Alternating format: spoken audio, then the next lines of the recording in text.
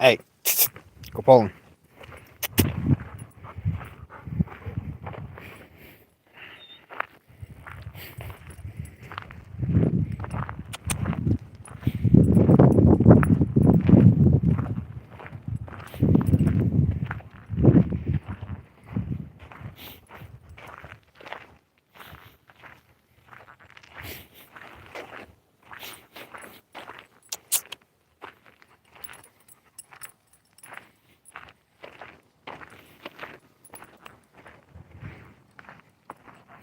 Afternoon, everyone. Hope y'all doing well.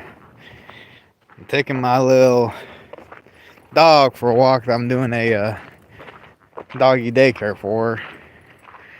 He's a lab pit bull mix. He is quite an energetic little thing, let me tell you. He's playful and very, very high energy. But on the bright side, he's a sweet boy. He's very vocal. He has horrendous separation anxiety. Isn't it kind of weird that dogs have separation anxiety like we do? Isn't that kind of weird? It makes you feel like it's an integrated, natural thing to have in life. No matter what creature you are, to be separated from something you're so used to all the time, to cause you to panic and feel alone, feel scared. Anxiety of every shade is a very, very tricky thing. Medication helps, meditation helps, and just having people in your life help. I tell you what though, if you have anxiety, consider getting an emotional support animal. Emotional support animals help you. They force you to focus, and they force you to pay attention to things that you wouldn't normally pay attention to. You know, they help keep you in reality, if that makes sense. They don't let you sit here and kind of space out. Lola, the one you guys love all the time on my videos, I've had her for 11 years, and she is my emotional support animal. And if it wasn't for her, I can promise you, I would have never started leaving the house. I never would have started working. But having an animal, dog, cat, whatever, forces you to take care of something besides yourself. It makes you get up. It makes you get out. It makes you go explore. And sometimes one of the best pieces of advice I ever had was just let your dog lead you wherever they want. Within reason. Don't let them lead you into a pit or something, but within reason, you sit here and let your dog take you wherever they want.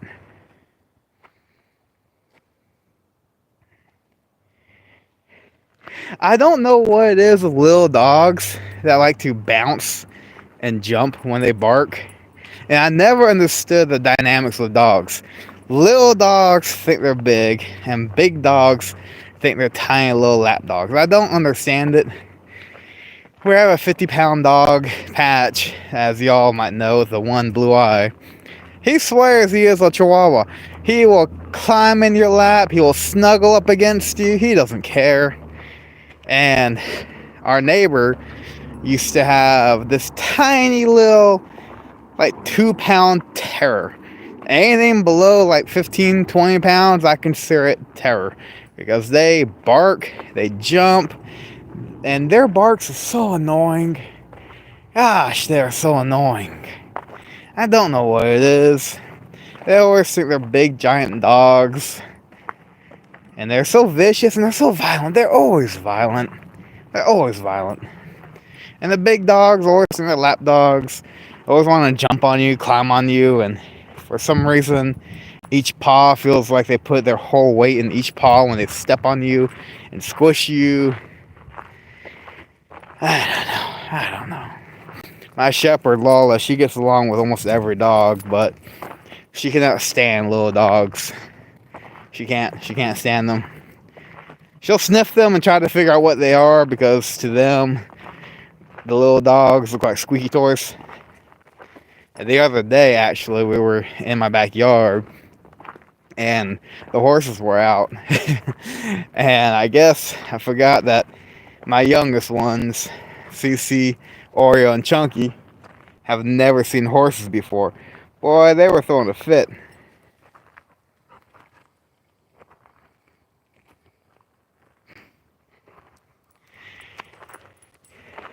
I remember when I first had Lola, for the first, I don't know, month I had her, because I got her from a shelter. She was very self-conscious. She had no confidence whatsoever. And yeah, little dogs are mean. This little dog off a leash would come waddling up to us, barking this little head off at me, and try terrorizing her and me.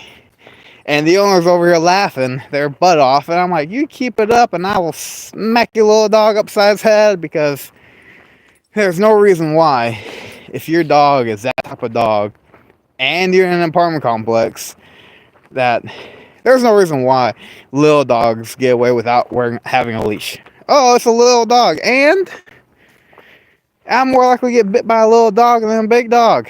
I've, almost been bit by more. She actually fought the dog eventually, because it wouldn't leave us alone, and we were going for a walk, and she fought the dog, and the owner's over here complaining at me. I said, well, my dog's on a leash. Your dog came wandering up to us while we're walking around doing our thing. Your dog's not on the leash. You didn't even care. I don't know. The only chihuahuas I like are the ones that Fluffy has. Gabriel Iglesias. I love hearing the stories about his chihuahuas, because they sound so cute and so adorable. I don't know if y'all ever heard his comedic stand-up or gone to any of his concerts. They're life-changing. I went to a concert of his one time out here, and boy, that concert ended up being like 5 hours long. We didn't leave till like 1 a.m. That man stayed. There was an after show. It was amazing. It was awesome. Personally, I think the after show was funnier than the actual scripted show, to be honest with you. It was hilarious. We sat here, and thankfully, surprisingly enough, when we went there, it wasn't sold out, because they didn't really broadcast them much out here, thankfully. But man, it was awesome. It just spring for the extra money and get the front row seats, because he's worth it. We got to see Martine in person. It was hilarious. And, it sucks about his girlfriend and him. I was telling my other half, it's going to be weird to not hear about Frankie, to not hear the jokes about the deodorant, to not hear about his girlfriend. It's going to be weird, because I followed him for a long time, since the very beginning, with his donut and the cop incident. His hilarious incident with a donut shop and the cops. And it's just interesting to see how he's evolved and changed, and the type of impact he's had on people, and the way society's treated him in a good way, and the amount of places he's been, the stories he's shared, the experience he's had, But you can tell the difference, political correctness, if you look at his older comedy shows versus his newer ones. You want to talk about a political correct reset? Society nowadays cannot handle comedians like George Carlin.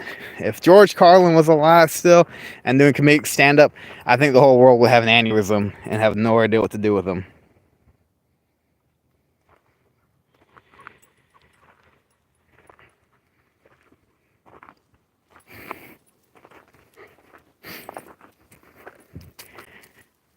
I know,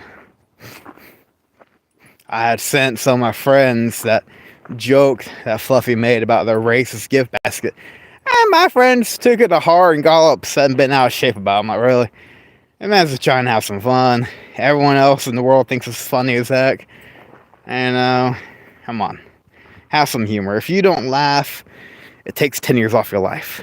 I don't know if that's true or not, but you feel better when you laugh. You laugh, I like him. I like, I don't know if you ever heard Brad Williams. Brad Williams is really funny. Midget comedian. Come on. He's hilarious, and he has fun with it. He's amazing. He is a great comedian. And I know it's old, but I still listen to Ralphie May sometimes. I will still throw him up on my playlist when I need a good, inappropriate, stupid laugh, because Ralphie May is very, very out there.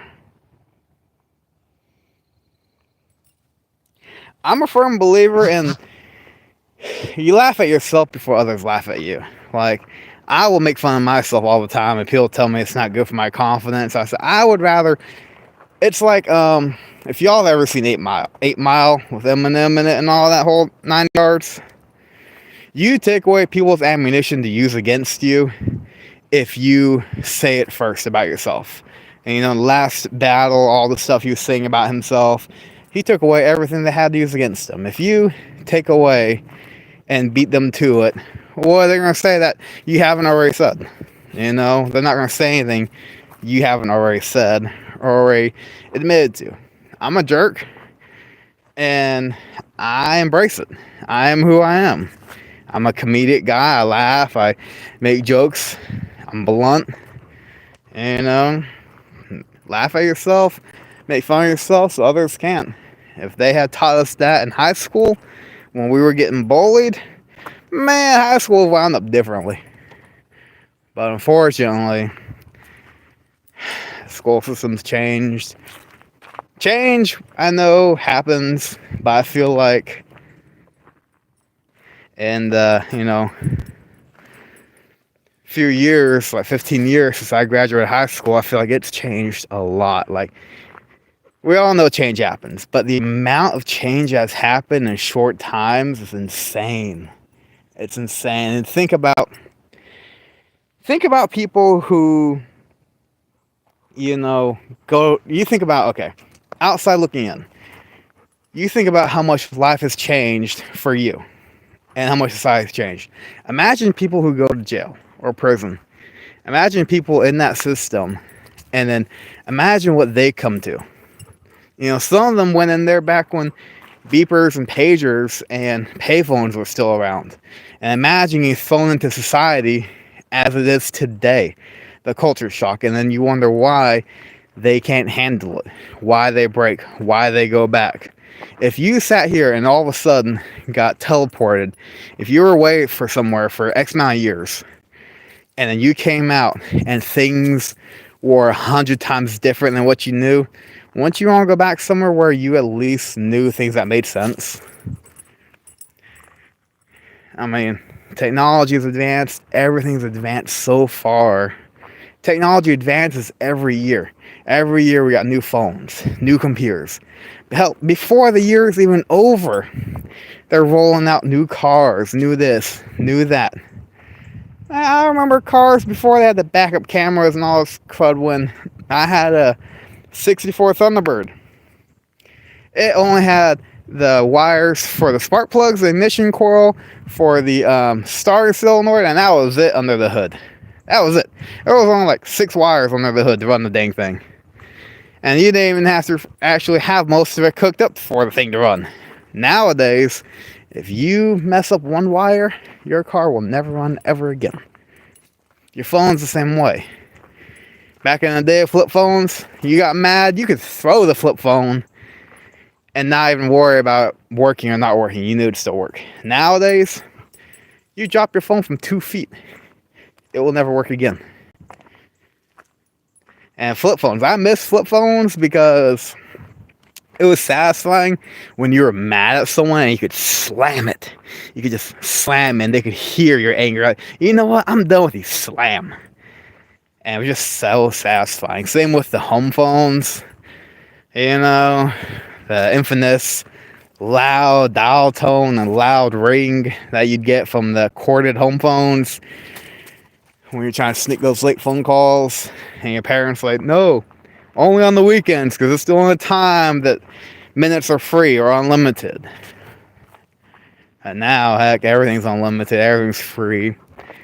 Doesn't mean it's better, though. Personally, I think we're better as a less evolved society than a more evolved society, because we're more evolved, but we have more issues.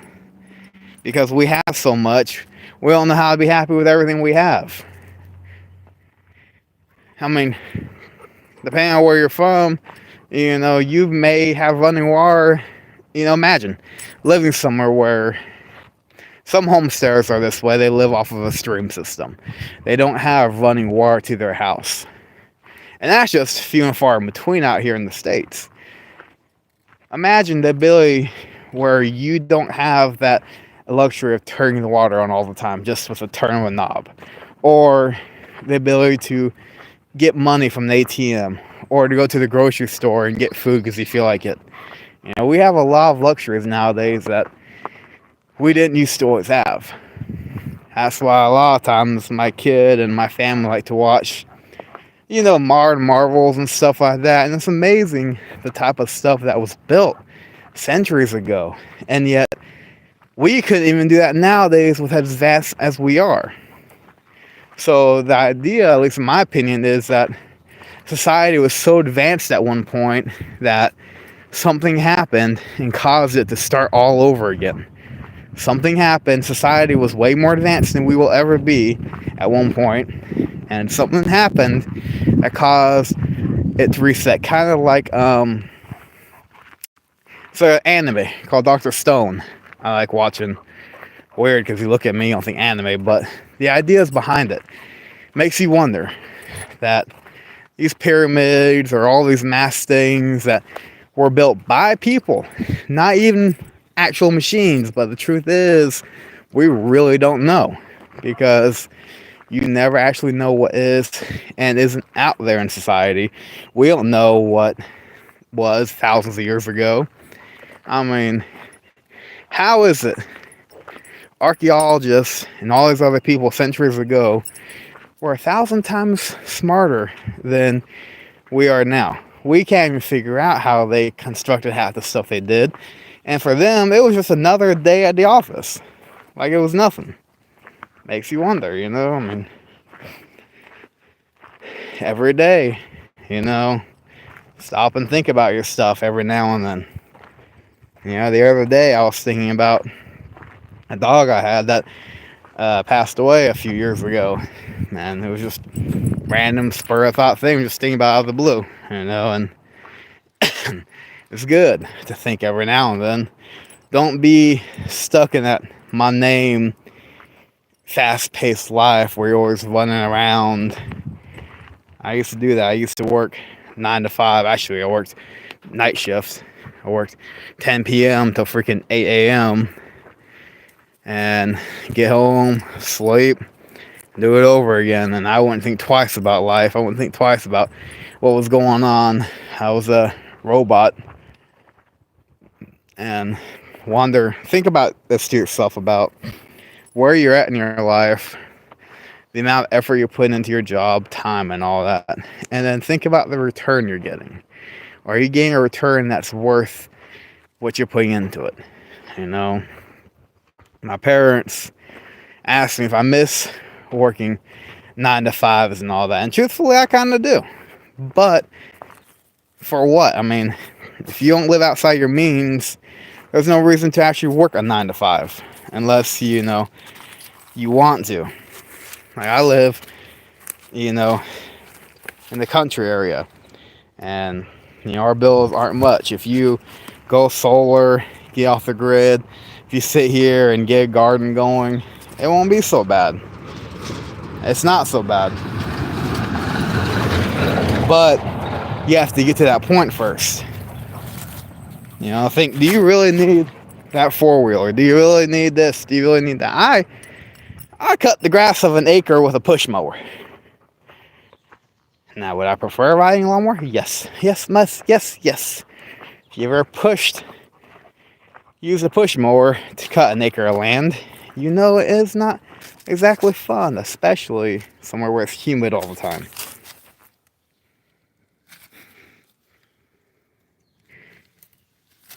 Funny you say about California. I'm actually from California. Well, I used to live out there.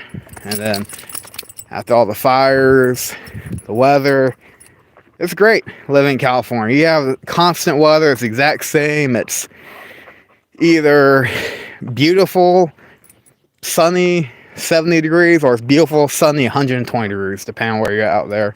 But out there in Cali, fine, you bring it. It's not uncommon for a person who lives in a one-bedroom apartment to have 3 roommates, and they will work. The way it works out there most of the time is one person works days, one person works nights, and one person works evenings. So there'll be 3 people sharing a one-bedroom apartment, and the way they get around that is having different schedules. Because out there, one-bedroom apartment is like $2,000. And yeah, they pay you a lot more out there. Great, cool. But you know what else is more? Cost of living. You know, everyone wants to go to California for all these dumb reasons. It was beautiful. It was great having constant weather. It was cool. And I'm from the desert in the southern area. But I also lived in Texas. I lived in Georgia. You know, find what makes you happy. If you're happy living a hustle bustle life like California and New York, then make that your home. If you're happy traveling the country, hey, get you a tiny home, strap it to the back of your truck or your car or your van, and go travel. Because you know what? There's so much to see out there. It's insane. I drove across country from Cali out here to the south, and it was a beautiful experience. I got to meet a lot of nice people. I got offered a job on the spot one day because I was at a hotel in the parking lot, and it was a road crew, and I was doing some, you know, when you're driving across country in a 20-year-old vehicle, every day you got to make sure that car's fine. You got to make sure there's nothing wrong with it, maintenance. And there was a road crew who was there too, and you know, he needed some parts or some stuff I had, and I got offered a job right there on the spot. Type of stuff you only think happens in movies, but no, that happens. So you don't have to have a nice mansion, a nice house, a nice apartment, because it doesn't matter what everyone else thinks. Do what makes you feel nice. If you're nice and happy living on 20 acres of land, if you're nice and happy living in a studio apartment, if you're nice and happy living in a loft or one of those warehouse style apartments, then go for it. Don't sit here and wait for Facebook, Instagram, YouTube, society to tell you what you should and shouldn't be doing. Now it's great to treat it like a recipe. You get the inputs of different people with different things, different styles, decide what you want to do and make it your own. But don't decide you want to be, hey, this person has a $100 pair of shoes. Hey, you know what? There ain't nothing wrong with that pair of Walmart shoes. Just get some different insoles. Get some insoles. Get some Dr. Scholl's. Your life will be changed. Dr. Scholl's. You can get crappy shoes all day long. Just make sure them insoles are good. If those insoles are A1, then you know what? And nothing can bug you. There's a guy on YouTube. He makes a living picking up dog poop. And you may think, well, why would you want to do that? Well, like I told my parents, because it's an untapped market. You can charge whatever you want to charge to go to people's properties and pick up dog crap. Imagine making $30 in 10 minutes because all you did was get out your truck, grab a pooper scooper, and pick up a couple piles of dog poop. Imagine that. Or imagine trash can cleaning business. That's the one that's starting up. You know, you can't use a pressure washer because the EPA, so you can't really dump the gray water into anything other than a catch system, and they have equipment for that. But imagine charging, $20, $30 a month or whatever to go to people's houses once a month, spray out their trash cans, takes you 5 minutes, and you go on to the next one. So imagine $20, $30 a dumpster or a trash can. Trash cans, actually. If you're going to do the dumpster, that'll be more. But those are a way too. You can go get a pressure washer, get some eco-friendly degreaser. Always make sure it's commercial grade. Always make sure it's good for the environment. Because if you get things that are good for the environment, you can upsell that to the customer. You can tell them, hey, I'm charging a little extra because this is eco-friendly. This is biodegradable. You can add that into the price to make it more expensive. That's what people don't understand. You get something that's eco-friendly, of course you're going to want to pay more for eco-friendly. You don't want people going, ugh, he wanted to be cheap and didn't want to buy the eco-friendly. I guess he's not green or plant-friendly. Use that to your advantage. Go clean dumpster pads. Charge your company $100 to go with a pressure washer and spray out the dumpster pad. There you go. He's made $100 for 20 minutes worth of work. Whereas the most of us make, $600 to $700 a week. You could work one day, do 7 hours of work one day, and make what a lot of people make in a week. Come up with the creativity. I do doggy daycare and doggy boarding. Is it stressful? Yes, I already have 6 dogs. I have 6 dogs, and then I have a random dog I'm bringing in to not the house, because I will not let them interact, but into the property. So there's always barking, there's growling, there's all these things. I'm trying to keep everyone calm. The missus works doing Lyft at night, so she's trying to sleep during the day. The stepkid has work. So yeah, it's stressful, but it's still something. My bills are so few and far in between that all I gotta do is have a couple dog sitting gigs a week, and I'm set. I'm good. Don't sit here and live outside your means. Don't. We survived as a society before all this fancy stuff. So do we really need it? Do we really need these ultraviolet this, heat cleansing this? Just get some soap and water and paper towels. Do you really need? I got a 2017 car I bought when it was brand new. I bought when it was brand new because my other vehicle I kept having issues with, and I couldn't afford to be at work. But would I have if I didn't have to spend that money on that car? No. I would have bought a used older vehicle. My newest vehicle before this 2017 car was a 1994 vehicle. And I was happy with it. Insurance was cheap. It was easy to find parts and replace parts on it. My other vehicle I got now is a 2007 F-150. I don't drive it much because that insurance is expensive out here. Out here, everyone gets in accidents every week, it seems. So my insurance is through the roof, so I don't drive it because I can't afford the insurance. I also have a, 84, I think? 84 T100. It needs to be rebuilt. I can promise you I could rebuild it for less than $1,000 all around. But that's just going to take so much time because that thing's been sitting for like 15, 20 years. That thing's going to take so much time and effort to fix. It still runs. Put gas in the carb, starts right up. That's just another thing. That's why I do YouTube.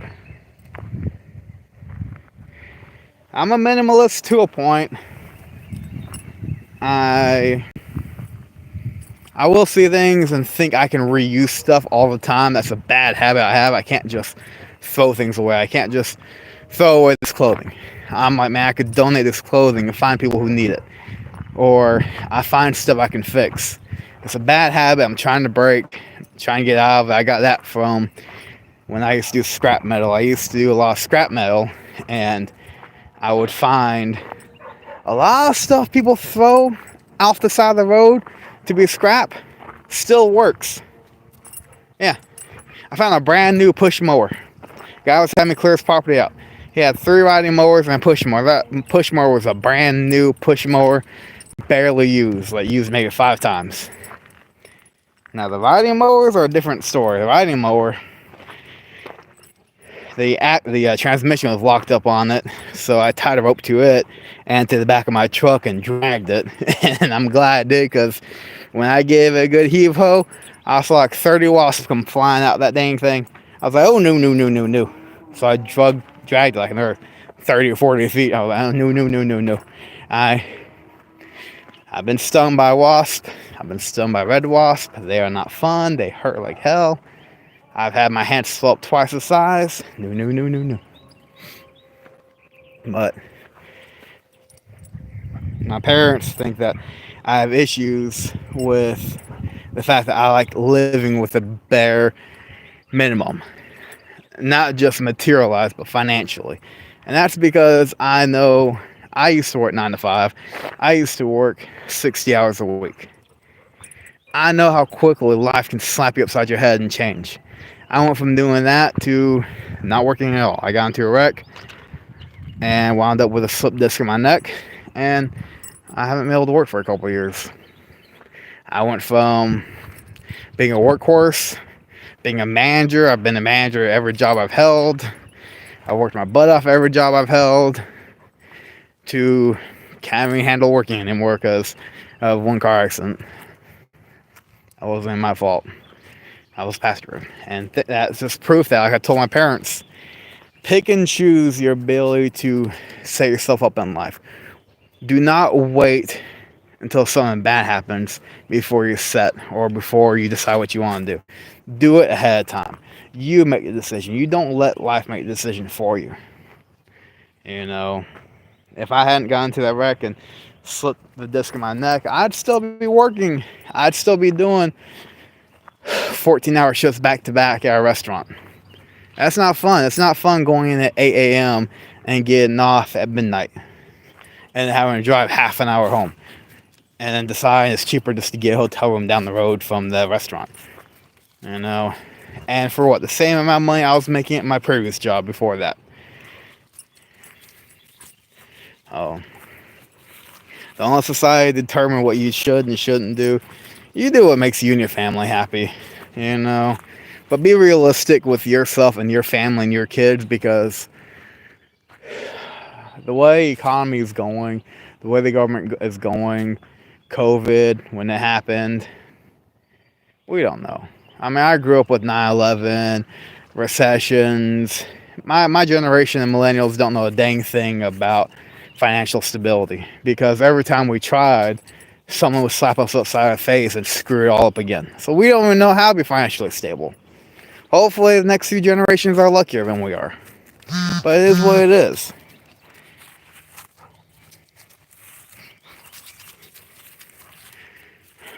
Kids are great to have. I have a stepkid. Kids are great, but I don't know. You know, when I was going to high school, I didn't have to worry about shootings all the time like they do now. You know, I couldn't imagine the stress.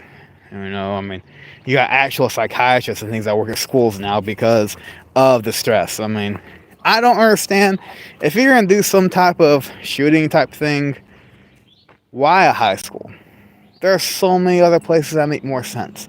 Why is it always high schoolers with other high schoolers and all this other junk? I think it's a typical, because of games, because people play games so much and so frequently, and they make it seem like it's nothing, that kids get lost in reality and don't understand. There comes a point where you don't understand reality versus virtual reality, and you get them mixed up because you're constantly doing it. I know I've binge gamed like that crazy before, or for a little bit, you know, there was that little space going on. But that's the way it is, and there's no punishment anymore. You can't punish kids without getting threatened with the law of some sort. You can't just spank your kid or try to punish them. There's, you know, oh, I'll post on YouTube, I'll post on Facebook, who cares? So what? I have a Facebook. I don't use it for a dang thing. I only use it to look on Marketplace, see if there's anything I can sell or buy, and that's it. We're too worried about everyone else's opinions. For example, most people here on YouTube are so worried about the viewers' opinions, which is great to a point. But the problem is the whole point is the viewers come to you. Y'all come to us, the creators, content creators, whatever you want to say.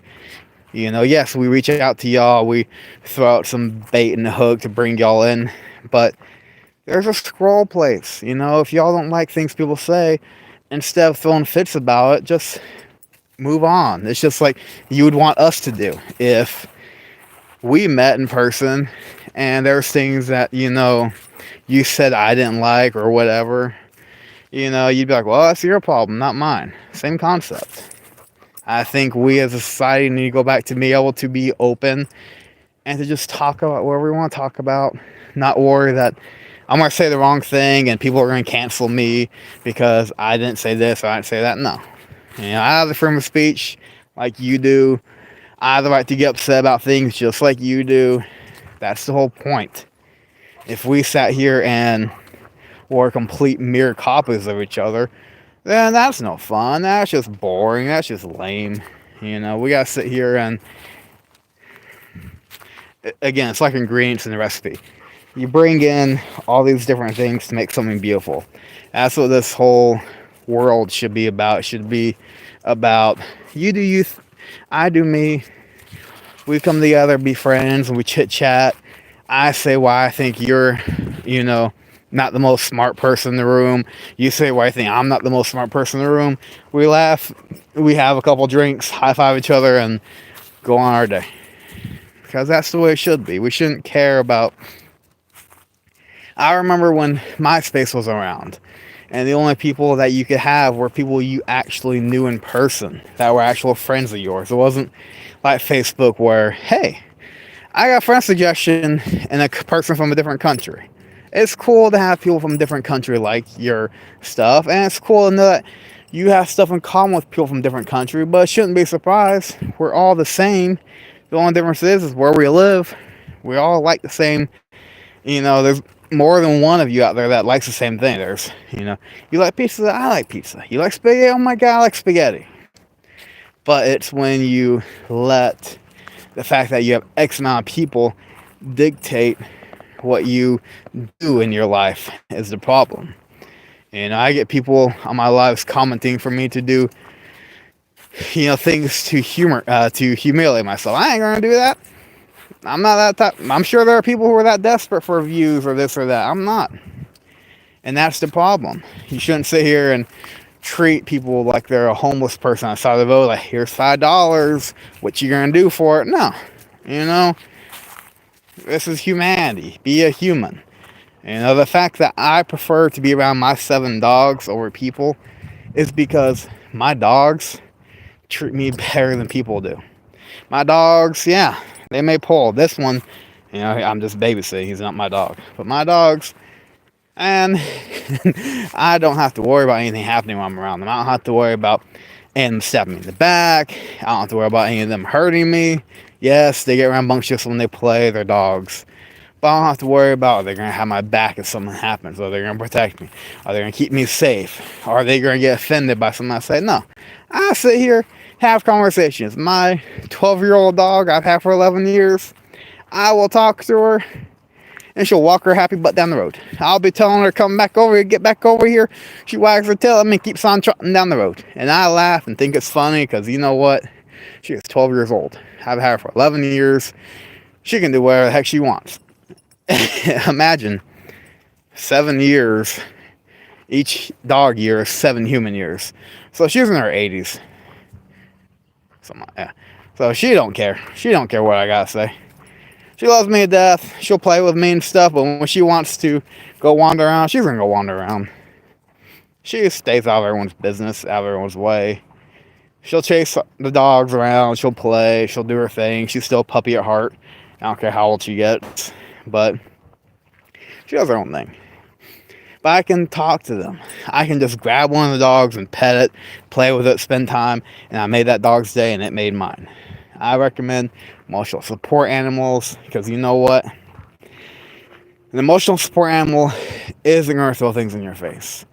If you're a guy and you've ever opened up to a woman, and I'm not trying to sound this way, but I'm just saying, and it happens sometimes too to women, if you open up and you're down and you're feeling it, and you sit here and try to be open with a person, friend, family member, whatever that you think you can, and then what happens? Couple months, couple weeks, whatever, couple arguments later, they throw that into your face. Whatever it is that you came up to them about, they throw it in your face, and they throw it like no tomorrow, and you go, wow. You get mad, you get upset, but the reality is you're hurt. You're like, man, I can't believe this person just threw that in my face. I've had talks with people about my dog getting older, and All I get told usually is I'm in my head too much. Like, look, you know, when you've had a dog for 11 years and you realize how it's going to be one day, it's not a matter of being in your own head, it's a matter of reality. And, you know, every guy, every woman, every creature, everything needs to have the support. And it's not enough to say, hey, I support you. No, you actually have to actually do it. You can't just say the words. And if that was the case, I'm rich. I'd say those words 1,000 times and I'd be rich. No, that's not the case. You have to actually put forth the effort. Guys, you want the girl to sit here and be supportive, then you gotta put forth the effort to be supportive of her.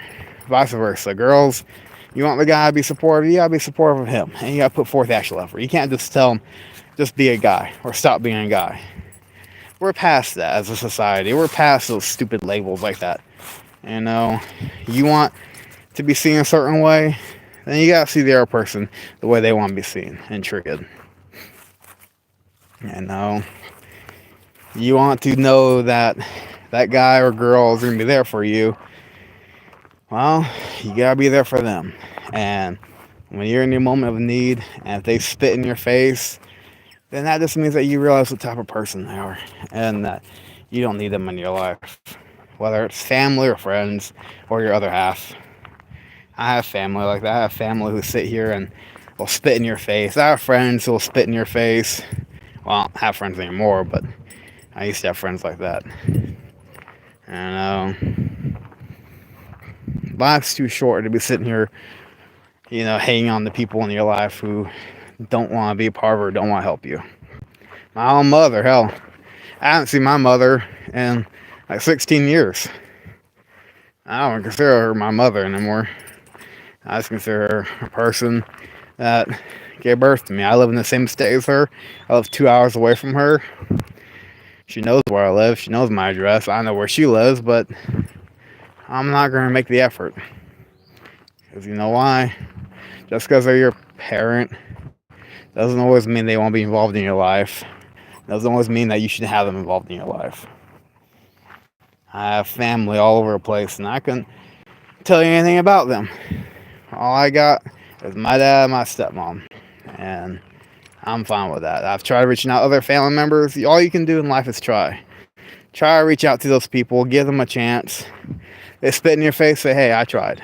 Wash your hands and walk away. So you don't have any guilt.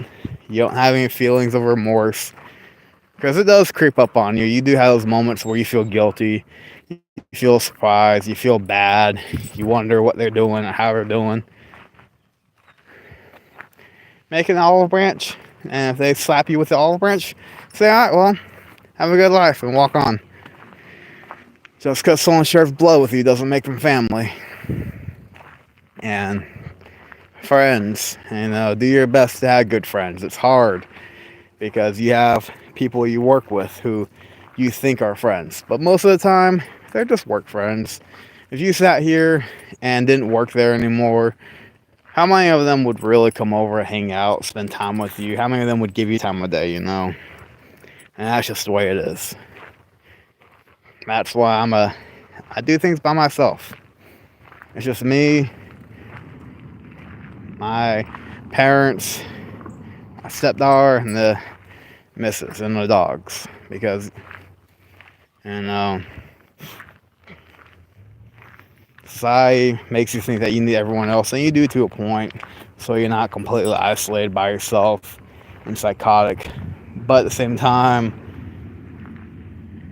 it becomes an addiction. You know, everything's an addiction. I was telling my stepkid that, and she says that she's not addicted to stuff. I said, yeah, you are. I said, addiction is everywhere. Addiction is everything. And addiction is something that you can't resist not doing. For example, you can't not have Wi-Fi. You have an addiction to Wi-Fi.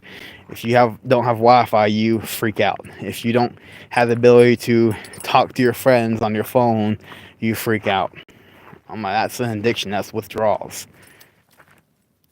I remember she asked me one time when she was when she got home from school. She was talking about how her and her friends couldn't talk because her phone wasn't working. I said, Did you have paper? Yeah. Did you have a pen? Yeah. Well, write them notes. Well, they were in a different class. I said, well, here's what you do. I said, you take it back to early 2000. You write them a note. You give it to them before class. They have the entire class period to write you back. And at the end of class, they hand you that note. And then you respond, and that's how it goes. You have to wait an entire class period to sit here and see what they've said. All of you kids in the millennial century, time frame, whatever, know what I'm talking about, where before school, you hand them a note. And if you don't see them until lunch, well, you gotta wait till lunch to see what they said. And by that time, chances are you forgot you even gave them a note, to be honest with you. You probably forgot you even wrote anyone anything. But you sit here and write a note. I know times are different when kids don't even know cursive. Just because it's a dirt road doesn't mean you gotta speed like Steve McQueen. My God, I swear people are so stupid. Hey. It's a dirt road. You see me walking down the road with a dog. Why are you gonna drive past it at 40 miles an hour? What's wrong with you? I see it. Case in point, people are stupid. But yeah, I mean, who remembers getting notes? Who remembers being the guy or being the girl, getting the note, and the girls would use special pen that was glitter, or they would use body spray with it, or what have you. They would sit here and spray it, and then I don't know what y'all girls did. Y'all learned like origami or something, because the way y'all fold those notes was a nightmare. We'd try to open it, we'd get